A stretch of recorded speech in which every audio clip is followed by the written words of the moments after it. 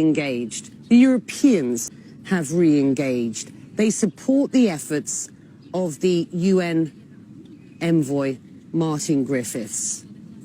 Do you see some optimism for a solution, sir?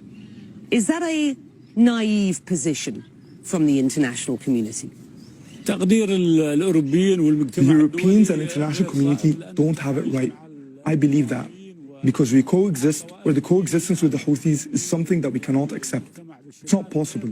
So having different sects or coexisting with the Houthis is not possible for us. There is no point in having this cultural coexistence. There are no child's rights, no women's rights for them. And the society, they are ruled by tribes and political Islam. So it's difficult for us to coexist with them. We might have a transitional period, but after that we want self-determination and self-governance. ممكن نمر يعني بمرحلة انتقالية بعدها حق تقرير المصير ممكن في هذه المرحلة، لكن غير ذلك غير ممكن.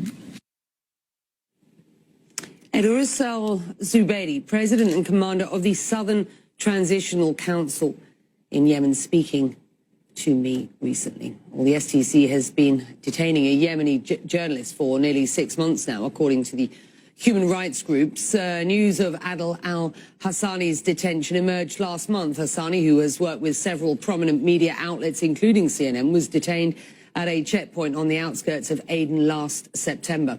The 35-year-old is being held at Al-Mansoura prison by the Southern Transitional Council. Human Rights Watch and the Committee to Protect Journalists have accused the STC of arbitrarily detaining Hassani. They say he was beaten by his interrogators and subject to solitary confinement and sleep deprivation. Well, the STC provided us with the following statement.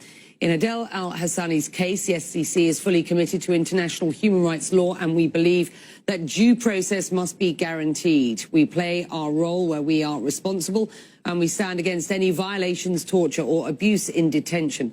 Our committees on the ground likewise cooperate with the judiciary to support their efforts as needed.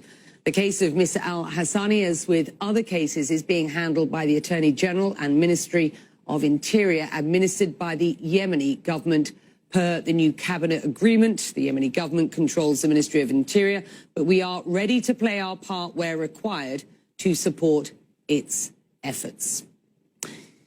You're watching Connect the World. We will be right back after this.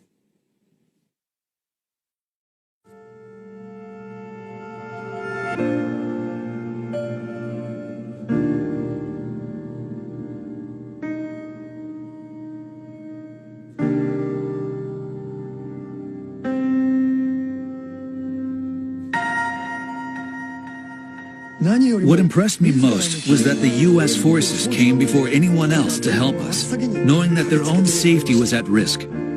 I extend my heartfelt gratitude to them. I was part of your country, so when something bad happens, of course the United States is going to help. The people of the Tohoku region demonstrated a resilience that I have never seen since. So I have the utmost respect for the other heroes of the story, the people of the Tohoku region. The foreign embassies issued evacuation orders to their nationals, but our foreign players said, although they had their own houses back home, people here were in much more difficult situations, which is why they couldn't leave. They decided to stay with us and join volunteer activities for the town. We were really encouraged by them. You know, I saw the Japanese people cared for each other so much. We're going to get through this coronavirus and we're going to come out the other side in a better space, I think. I want to become a person like Fardi, who is willing to help people in need. Fardi always cares a lot about us. That makes us very happy. By taking part in the charity tour right after the earthquake, we've learned that we should have courage when we face hardships.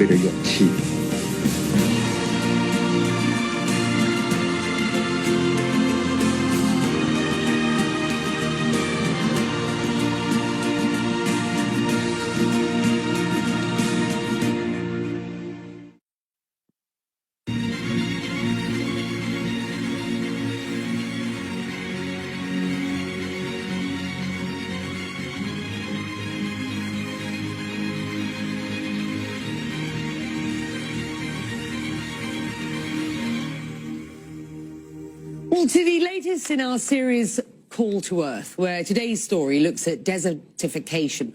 40% of lands on our planet are at risk of desertification, and it's only getting worse. According to the United Nations, by 2030, at least 50 million people will have to leave their homes if trends are not reversed. That's why Rolex Awards laureate Sarah Toomey is drawing a line in the sand. The Sahara Desert. Remote, romantic. It's also a threat. What I love about the desert is it's very peaceful, but in the same time it's very scary, because when desert enters the houses of people, pushing them to leave because they have no more livelihoods in their communities, is scaring me. Desertification is a process which transforms once arable land into a barren environment. It's something that Sarah Toomey witnessed firsthand. My grandparents, they were growing olives, and under the olive trees, they were growing beautiful gardens with vegetables and other crops. Now, let's say 25 years after, they don't grow anymore their food. They have to buy food from the shops. And I think it's very sad. Desertification can be reversed. Toomey's project, Acacias for All, has cultivated almost 700,000 deep-rooted trees in the region, improving soil structure and allowing for other trees and crops to be planted nearby. It's very easy to plant a tree. It's not easy to grow a tree. And that's what I learned in Tunisia, from just planting acacia trees into growing agroecological ecosystems with communities, creating value chains that sustain the ecosystem. Toomey's impact in Tunisia led her to want to do more. She's been invited to join a program of epic proportions.